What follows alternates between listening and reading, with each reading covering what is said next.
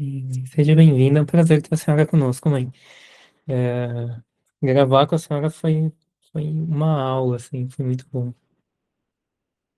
Que bom que vocês gostaram. Uhum. Todo mundo gostou. Que bom. Então, eu sou Yalorixá Jussara de Iemanjá, sou zeladora do Ilê Axé do Gunjá, em São Gonçalo, Rio de Janeiro. Eu uso óculos, tenho a pele parda, estou com um vestido azul com detalhes verde, uma blusa rosa por baixo do vestido.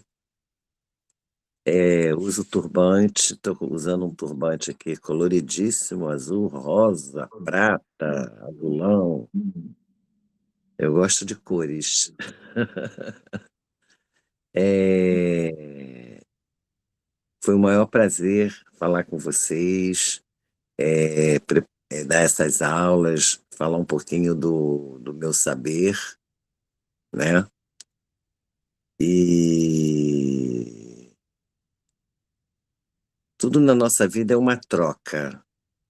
Tudo na nossa vida é uma troca. Então, nós estamos aqui trocando saberes, trocando conhecimentos, porque a ancestralidade, ela nada mais é do que isso, a gente falar, a gente conversar, porque nós não temos nada escrito sobre os nossos saberes. Então, os nossos saberes eles vêm a partir o quê? Da oralidade, vem a partir da integração, eh, das pessoas, vem do que a gente faz. E o mais importante, saber ouvir para poder aprender. Por isso que a nossa religiosidade, ela é oral. A oralidade, ela é de extrema importância na nossa cultura. Foi uma batalha muito grande, para os povos tradicionais de matriz africana, conseguir o seu espaço dentro da cultura e agora na cultura viva. Mas ainda bem que nós fomos reconhecidos. Terminamos de ganhar agora há 10 dias atrás, mais ou menos, um assento no Conselho Nacional de Cultura. A gente não tinha esse assento, tá? Nos foi tirado esse assento, porque até então, em 2014, nós tínhamos esse assento, não sei por que que foi tirado, e agora, a partir da Sexta Teia da Memória, a gente conversou muito, a gente batalhou muito e conseguiu fazer com que voltasse o assento dos povos tradicionais de matriz africana. A gente conversou bastante sobre vários temas. Um deles foi a segurança alimentar, que é uma coisa que eu acho que é de extrema importância na nossa cultura, a segurança alimentar. Tanto que eu sou vice-presidente do Conselho de Segurança Alimentar aqui no município de São Gonçalo, porque a alimentação ancestral, ela faz parte de todo o processo da segurança alimentar. Nós, povos tradicionais, nós somos os povos que a gente melhor se alimenta. A nossa cultura alimentar, ela é muito rica, ela é muito rica. Então, a prática, como que a gente vai praticar? É a partir disso aí, ó, a gente está conversando aqui hoje, a partir das escutas, a partir de colocarmos literalmente a mão na massa e a gente reconhecer o que que é um alimento ancestral e o que que qualquer outro alimento. Então é na prática, na convivência que a gente vai vai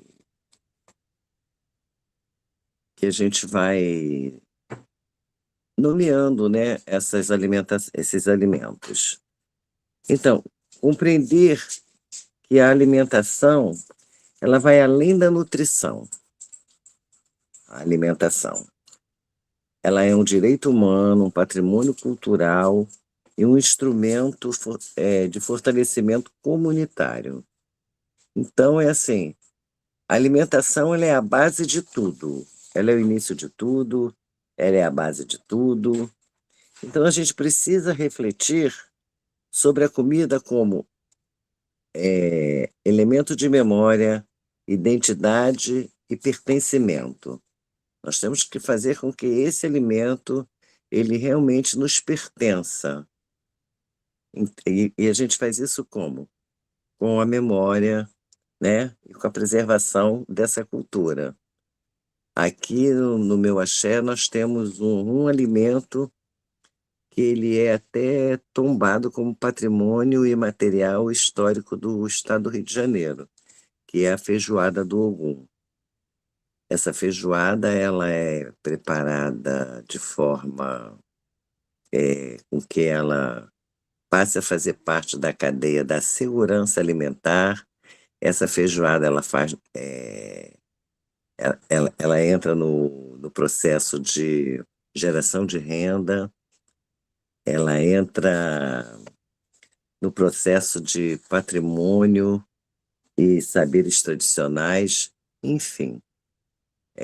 Nós temos esse alimento como um alimento tradicional do Ilê Axé do Gunjá, que é a feijoada. E todas as outras casas têm um alimento que é sempre o, o que se torna tradicional naquela casa. E por que que se torna tradicional? Porque ele abrange tudo aquilo que é necessário para a segurança alimentar. Então tem casas que o caruru, ele é o alimento tradicional mais famoso daquela casa, tem uma tradição, ele tem uma história para contar. O acarajé, enfim, o molocum, cada casa tem a sua história. E quando a gente reconhece a culinária ancestral como forma de preservação de cultura, então a gente passa a preservar esse alimento, passa a gente passa a preservar esse alimento, a gente passa a usar esse alimento como uma forma de desenvolvimento do nosso axé.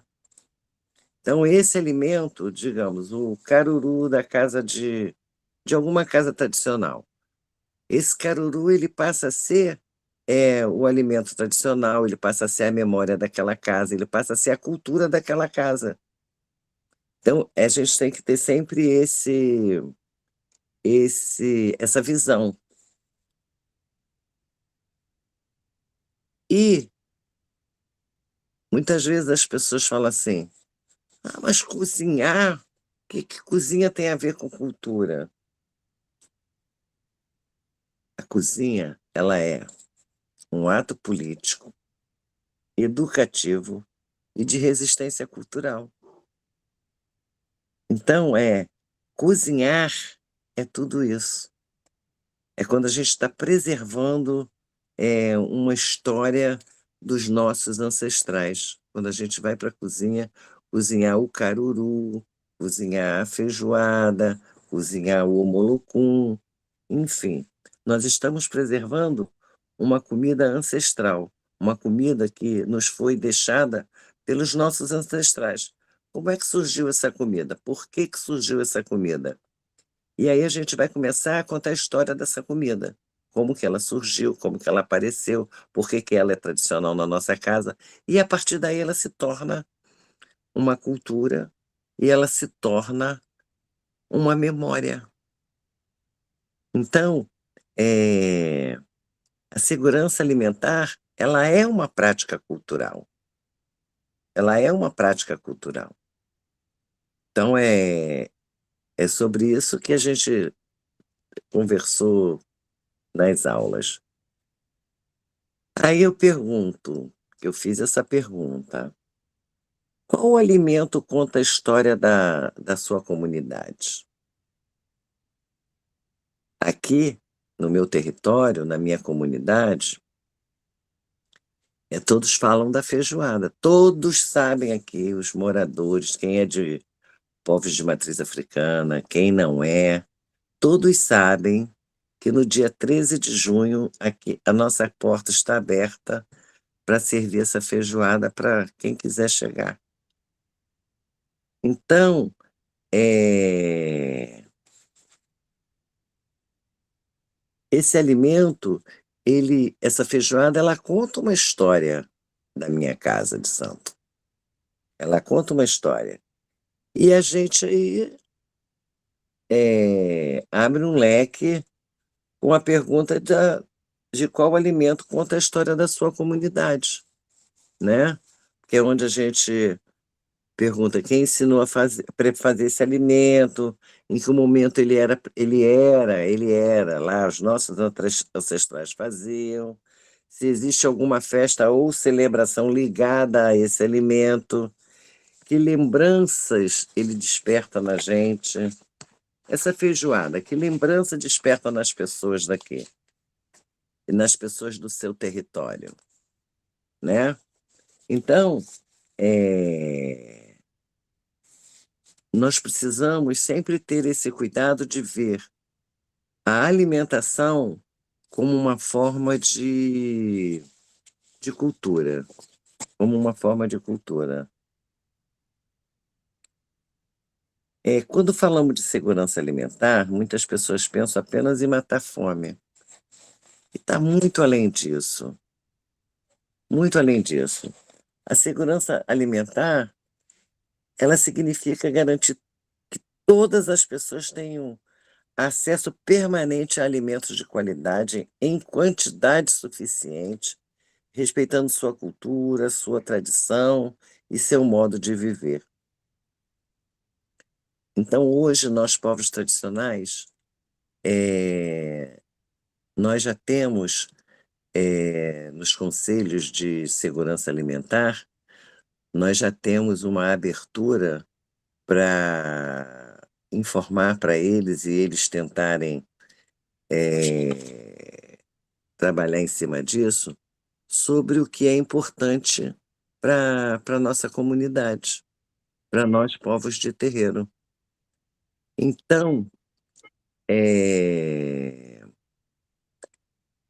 é de extrema importância que a gente faça essa identificação, é de extrema importância. Agora, não existe segurança alimentar sem respeito à identidade tradicional dos povos. Então os povos ribeirinhos, eles têm uma segurança alimentar. Os povos pesqueiros, eles têm uma segurança alimentar, um tipo de segurança alimentar. Os povos tradicionais de matriz africana têm um tipo de segurança alimentar. Então, é essa identificação toda que hoje o MDS ele tá muito preocupado em satisfazer, né, todas as culturas alimentares dos povos tradicionais do Brasil. Então, não existe, segurança alimentar sem respeito à identidade cultural dos povos. Quando um povo perde sua comida tradicional, perde também parte da sua memória. Então, se na minha casa eu tenho essa feijoada como o mote da minha casa. Então essa feijoada, veja só, ela não começou comigo, Eu sou herdeira desse axé. Ela começou com o meu falecido pai de santo. Ele faleceu. E as primeiras perguntas que chegaram a mim quando o meu pai de santo faleceu e eu me tornei herdeira, se eu ia dar continuidade à feijoada do Ogum. Porque foi uma coisa que ele já vinha fazendo desde que ele se iniciou. Desde que ele se iniciou. Então, ela se tornou tradicional aqui na nossa casa. Então, eu, como herdeira, eu não tenho o direito de acabar com essa tradição. E é isso que eu falo, que o nosso povo, ele não pode perder a memória da comida tradicional. E o papel da alimentação nas comunidades? Qual é esse papel? Até então a gente está falando de comidas tradicionais, de povos tradicionais, mas a cultura. Então, o desenvolvimento, né, de todo esse cenário que eu falei até agora. A comida, ela reúne pessoas, ela constrói relações, ela fortalece familiares, ela acolhe, a comida cura. Então, a gente tem que estar sempre voltado, assim, qual é o papel da alimentação nas comunidades. Então, nós temos esses tópicos e a gente tem que deixar sempre isso na nossa memória, que é a reunião das pessoas, é a construção de relações e por aí. Nas comunidades tradicionais, e principalmente dos povos de matriz africana, a cozinha nunca foi apenas um lugar de preparar refeições. A cozinha, para os povos tradicionais, ela é um espaço de aprendizado. Enquanto uma pessoa mexe uma panela, outra aprende observando. E a partir daquela observação, quando você vê aquela outra pessoa já está fazendo igualzinho a você. Por quê? Porque, como eu já falei lá atrás, a nossa religião e a nossa tradição, ela é oral.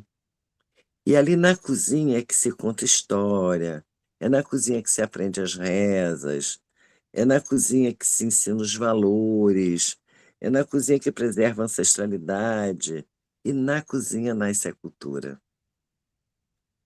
Então é disso que a gente tem sempre que nos, que nos importar, porque da cozinha nasce a cultura.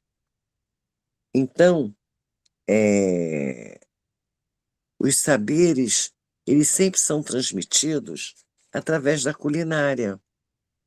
Nossos ancestrais nem sempre tiveram acesso à escrita, como todos nós sabemos, por isso que nossa religião é uma religião oral. Então,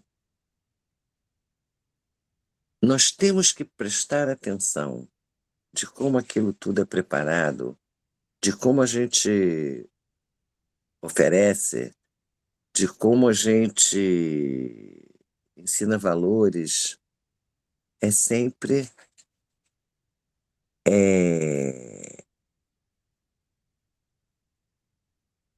pensando que, como não tivemos acesso à escrita, nós temos que ter a preocupação de guardar isso dentro da nossa memória. Então, muitas vezes, as receitas de determinados alimentos, elas vêm de contação de histórias, ela vem nas cantigas, elas vêm nas rezas, elas vêm no respeito aos alimentos, ela vem com respeito à natureza, respeito ao tempo de colheita. Então, cada ingrediente possui uma história, cada folha possui um significado, cada tempero carrega um conhecimento ancestral. Não existe receita sem memória. Então, é sobre isso que a gente está falando. Alguém quer falar alguma coisa? Hein?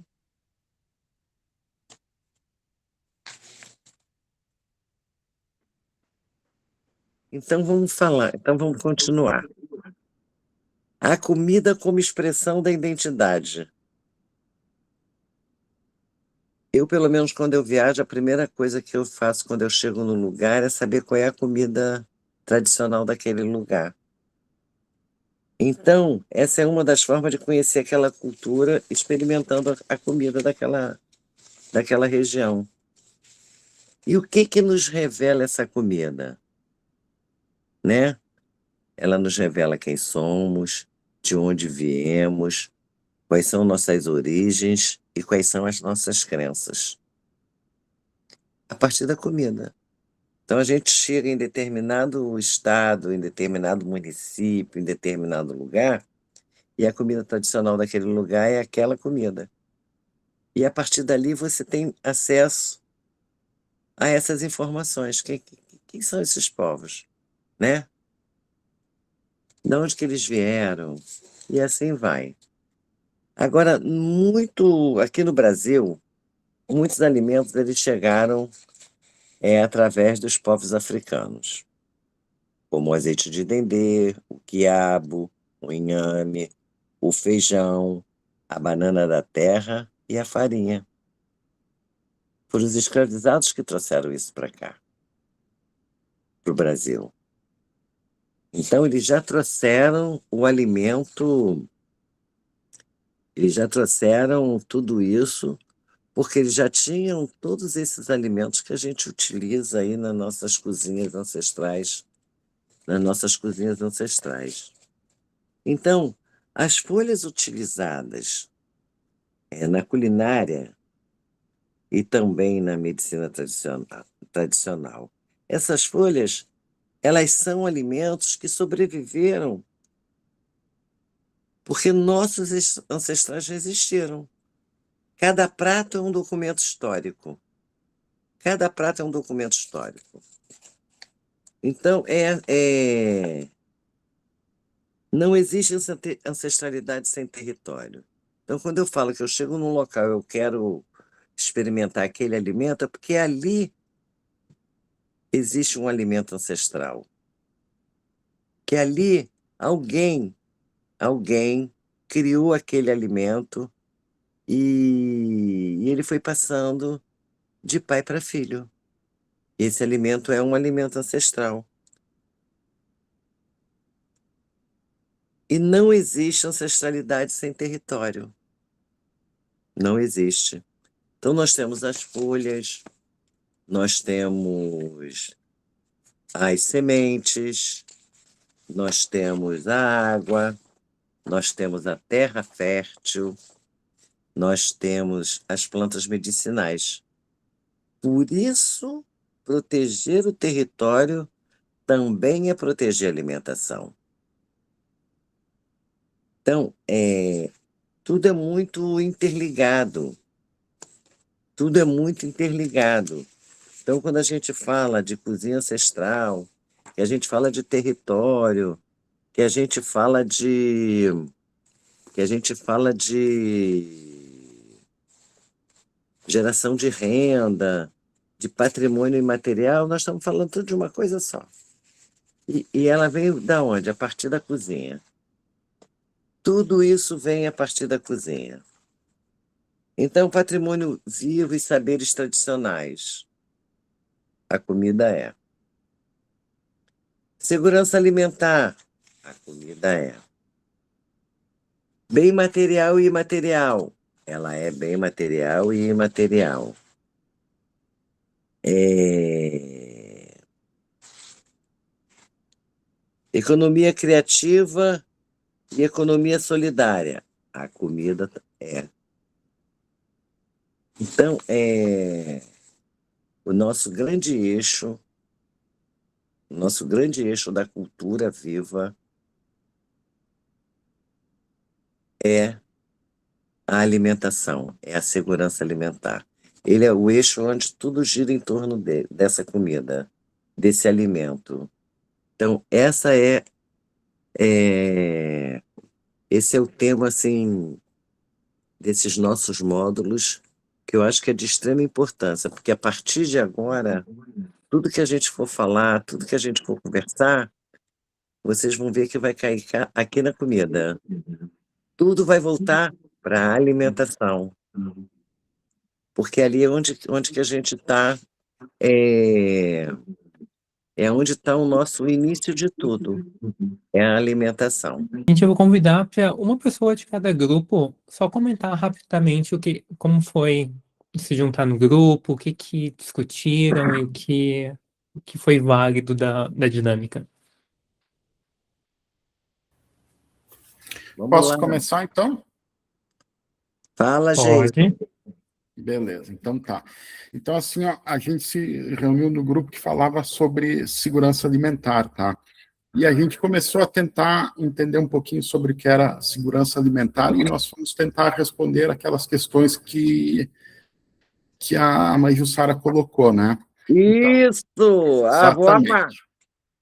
Então, tá. Aí, assim, ó, qual comida representa a sua comunidade, tá? Nós temos aqui na nossa comunidade, nossa casa, a tradição assim de que a canja é uma das comidas assim que mais representa a nossa tradição, tá? Porque ele é um prato assim que ele tem ancestralidade, tá? Porque nós fomos aprendendo isso com a nossa ancestralidade. Além disso, também a canja ela é feita com geralmente não, ela é feita com as aves que foram usadas no corte dos orixás, né? Então, além da ancestralidade, ela tem um axé, tá? E é um axé muito grande, um axé muito bacana. Também, um outro prato que nós entendemos aqui que representa é o amalá de Xangô. O amalá de Xangô também é um prato que tem uma ancestralidade. Sempre que a gente come o amalá de Xangô, a gente come ele com a mão, tá? E aí nós estávamos discutindo sobre isso e a mãe Jussara entrou na nossa sala e ela nos fez a pergunta de qual era o motivo, né? Então ela nos explicou que o motivo ele foi, na verdade, antigamente assim não existia talheres, né? Então ele era comido mesmo com as mãos, tá? E a gente, então, continua comendo ela dessa forma para reverenciar e para lembrar, no caso, assim, respeitosamente, a nossa ancestralidade no qual nós aprendemos, tá? Tem uma frase aqui que a mãe Jussara escreveu, tá? Que aqui diz o seguinte, ó. Deixa eu achar só ela aqui, ó. Não existe segurança alimentar sem o respeito à identidade cultural dos povos, né? E por que eu usei essa frase? Porque aqui na nossa região também o churrasco é algo que é muito tradicional.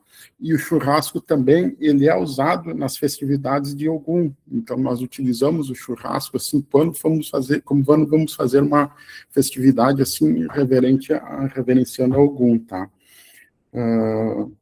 Então, o alimento é visto, nós entendemos aqui também que o alimento é visto como forma de demonstrar o amor, o carinho, satisfazer com qualidade.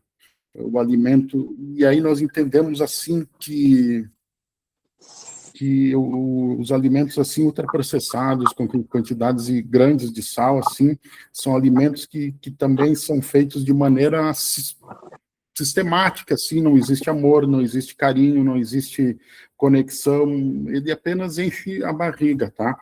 Enquanto que os alimentos que são feitos assim de maneira caseira, com as frutas, as legumes, as verduras, eles têm conexão, eles têm amor, eles satisfazem o corpo, ele tem história, ele tem conexão, ele tem afetividade. Então, isso também faz parte no nosso entendimento da segurança alimentar. Também nós entendemos que para que exista segurança alimentar é preciso ter a preservação. E nós entendemos que para que tenha uma preservação é preciso, principalmente essas receitas assim, que são feitas nas festividades de orixá, enfim, das casas, dos povos de tradição, elas precisariam ser feitas, no caso, escritas, tá? E ser arquivadas, porque para que elas pudessem ser preservadas, tá? Porque muitas vezes o que é falado assim acaba se perdendo se não tem por escrito. A maior mensagem, então, que se passa sobre a segurança alimentar é o respeito ao alimento, ao ciclo, porque o alimento, sim, possui energia e possui conexão. Depois, aqui, para finalizar, então, nós colocamos, assim, o conceito de que segurança alimentar é quando o alimento é preparado, assim, com respeito, com amor, e ele oferece, então, ele fornece, assim, o alimento, no caso, ao corpo, de uma maneira simples, de uma maneira que faça bem para tudo, né?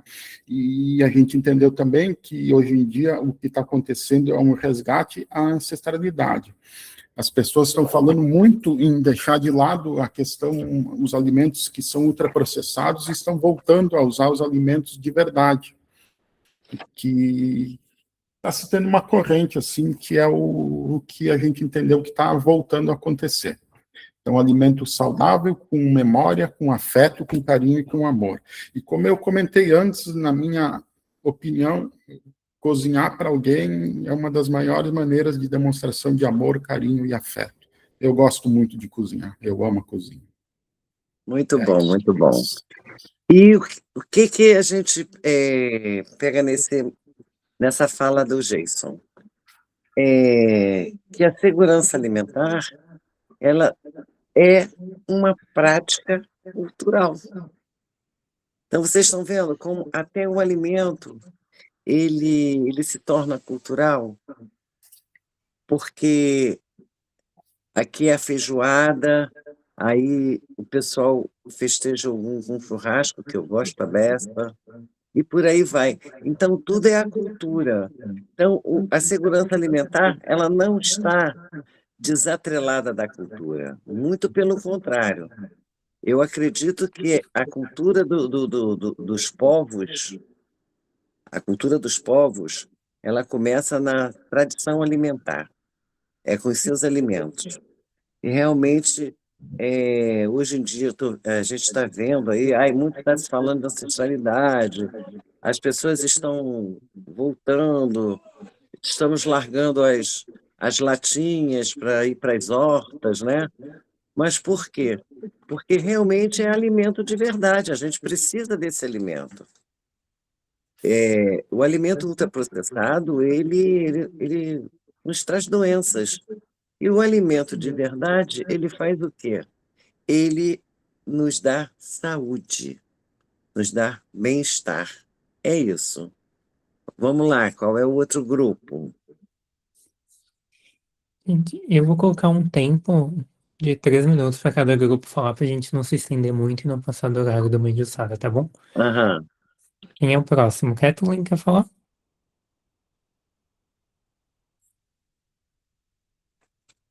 Ih, querido, acho que vai ter que falar. Ah, tá aqui ela. Peraí.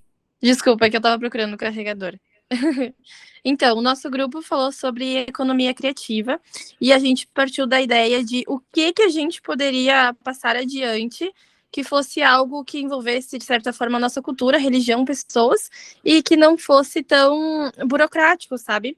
A gente falou sobre coisas que a gente usa muito na terreira, por exemplo, banhos de descarrego, enfim, de várias formas.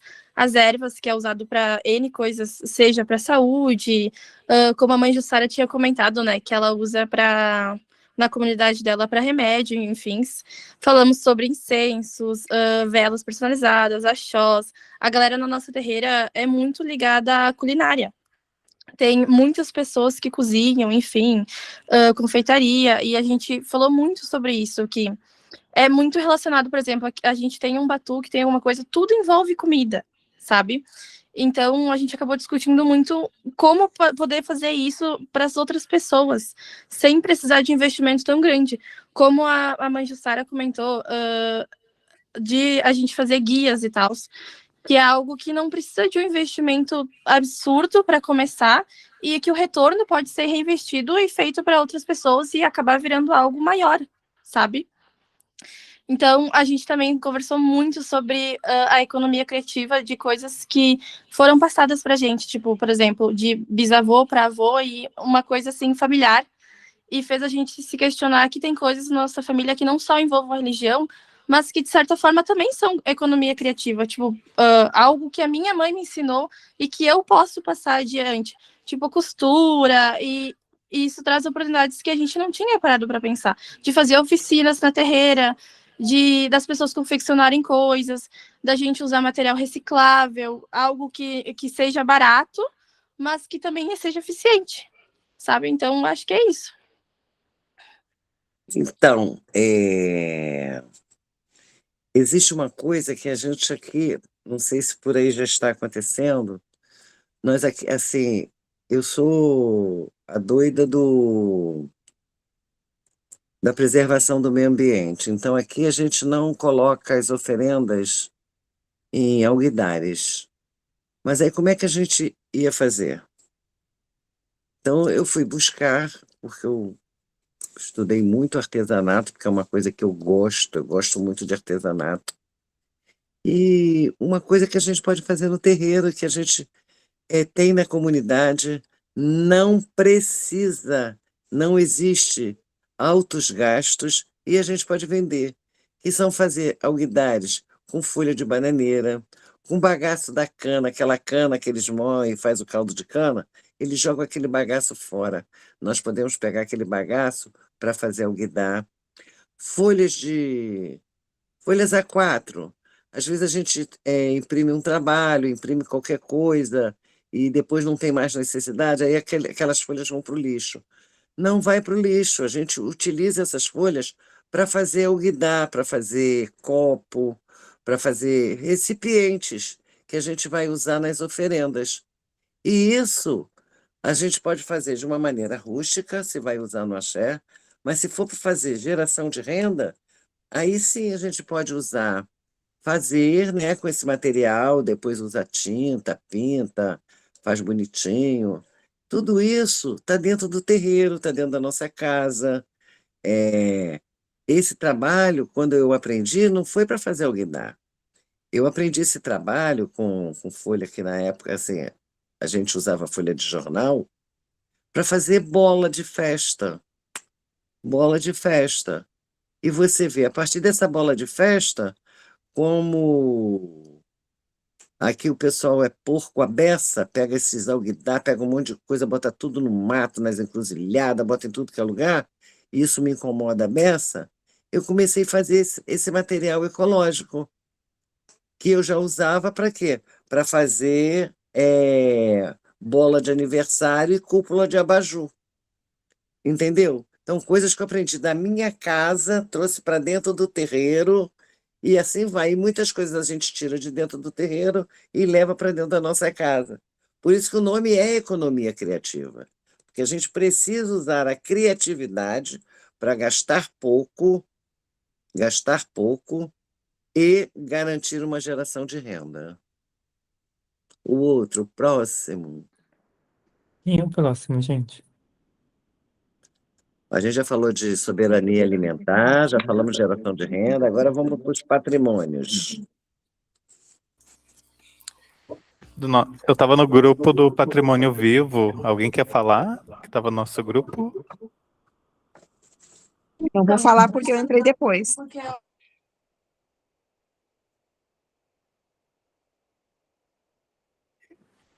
Fala, Eu estava Daniel. moderando, mas acho que eu posso falar. É o dado. Fala, Ná. Então, nós falamos sobre várias questões, assim, né, muito importantes. A gente foi achando, assim, né, bom, praticamente tudo que se faz dentro das religiões de matriz africana é patrimônio vivo, né, Mãe Jussara? Vem do conhecimento oral, vem do conhecimento passado, herdado, né, de forma oral. E aí nós fomos identificando também, né, o que vem do patrimônio vivo, além do terreiro também, né, e nós falamos de algo bem pontual que eu acho que é importante trazer, que a gente fez uma comparação ali com o capitalismo, né, essa forma de produção, de capital e consumo, né, nós mesmos produzimos, nós mesmos consumimos, né, e que vem nos afastando, assim, das tradições, das comunidades, enfim. E achamos ali um diálogo bem oportuno, que é na questão da pasta de dente, né? Porque antigamente se escovava os dentes com carvão, né? E hoje então, né? Nem muitos sabem, porque ouvem dos nossos antigos, né? Que era assim, né? Era escovado com carvão, pó de carvão, com palha, né? Palha de milho e tal. Mas hoje a gente vai lá no mercado, compra pasta de dente e tal. Então a gente fica pensando para além disso, né? A riqueza que a gente carrega do conhecimento das ervas medicinais, os chás, né? Estou com dor de estômago, chazinho de Marcela, camomila, né? Dor de barriga, um chá lá de casca de romã. Então todo esse patrimônio vivo que nós carregamos e muitas vezes não percebemos, né? E aí vem as indústrias ali catalogando, organizando, vendendo, né, os nossos conhecimentos, Nossos saberes. nossos saberes. Então, e a importância, né, de nós continuar com esse patrimônio vivo, né, isso é a humanidade também, né, sentar, conversar, ouvir os mais velhos, reproduzir isso também, né, ter mais tempo com a natureza, com as pessoas, com essas conversas, né. A senhora falou do benzimento, né? Também o pessoal trouxe bastante essa questão de benzimento. Mas o ponto assim que a gente achou muito interessante assim é esse, né? Essa produção caseira, desde produtos de limpeza, cosméticos, que vem do patrimônio vivo. Produção de sabão, inclusive a Jéssica comentou que lá no Quilombo eles produzem sabão com farinha de milho. Tô louco para aprender. Eu também, hein? Essa daí eu quero aprender, hein, Jéssica. Bom, encerrou meus 3 minutos aqui. Mas, Jussara, se a senhora quiser comentar alguma coisa. Não, então, eu gostei muito desse nosso tema, porque ele foi todo muito bem amarrado, onde a gente leva tudo isso para um só caminho, que é a cultura. Tudo isso é cultura. Você falou da pasta de dente, mas você vai lá procurar lá na fórmula das pastas de dente, de todas elas, que você vai ver lá, carvão vegetal. Eles usam tanta química que conseguiu fazer o feijão, o carvão branco. Mas tem sempre o carvão, que foi aquele nosso início, né? E é isso. Tudo que a gente faz dentro de uma comunidade, dentro do território, dentro das nossas casas de santo, tudo isso são bens materiais e os bens imateriais. Então a gente só precisa identificar os bens materiais e os bens materiais. E tudo isso, ele é uma herança ancestral, tanto o bem material como o imaterial. É uma herança ancestral, é isso. Sim, eu vou convidar, acho que a Zé já estava no grupo de bem materiais e materiais para comentar que vocês viram. E depois a gente pode fazer uma foto, todo mundo, para abrir a câmera, a gente poder fazer uma foto de todo mundo também depois. Zé, tu pode falar?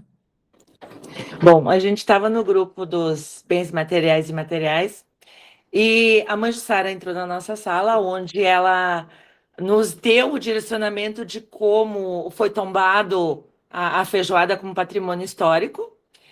E a gente também discutiu muito sobre as dificuldades que a gente tem nas nossas comunidades, sobre preconceito, sobre a não aceitação da nossa religião.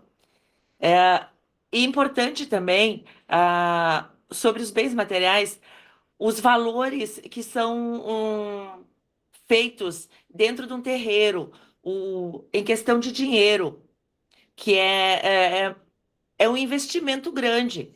E a gente não tem essa noção e esse conhecimento de tanto valor que tem ali dentro. Não só material, mas imaterial também. O Jason falou sobre a nossa cultura alimentar, mas ele deixou escapar um detalhe: a polenta. É, na nossa casa, em questão de minutos, sai uma polenta, que é para Mãe Oxum, é feita para Mãe Oxum, e é onde a gente também falou sobre isso, que quem sabe um dia a gente possa tombar a polenta, fazer a polenta para uma comunidade e fazer, então, o tombamento da polenta como a polenta da Mãe Oxum, ser um bem imaterial também. Isso. E a gente também falou muito sobre os viés, os caminhos de como criar um conselho, onde o Leandro tem essa dificuldade na comunidade dele, na cidade dele, é, de ter esse conselho, de criar esse conselho dos povos de terreiro também, aonde inserir a política se inserir dentro da política. Então, acho muito importante toda essa discussão que a gente teve, todos esses ligamentos que a gente teve, e a Teia do Saber está abrindo leques importantes na nossa caminhada, na nossa vida e na nossa própria comunidade, no nosso próprio terreiro. Eu acredito que isso tudo agrega como um bem da oralidade, o aprendizado oral que a gente está tendo agora. Então, assim, é muito gratificante fazer parte de todo esse grupo, de todas essas pessoas que estão ali sendo uma ligação que está sendo feita, é, começou pequeno e agora está se tornando grande porque nós estamos nos conhecendo e nós estamos colocando as dificuldades que a gente tem e os conhecimentos. O conhecimento do saber é muito importante. Então,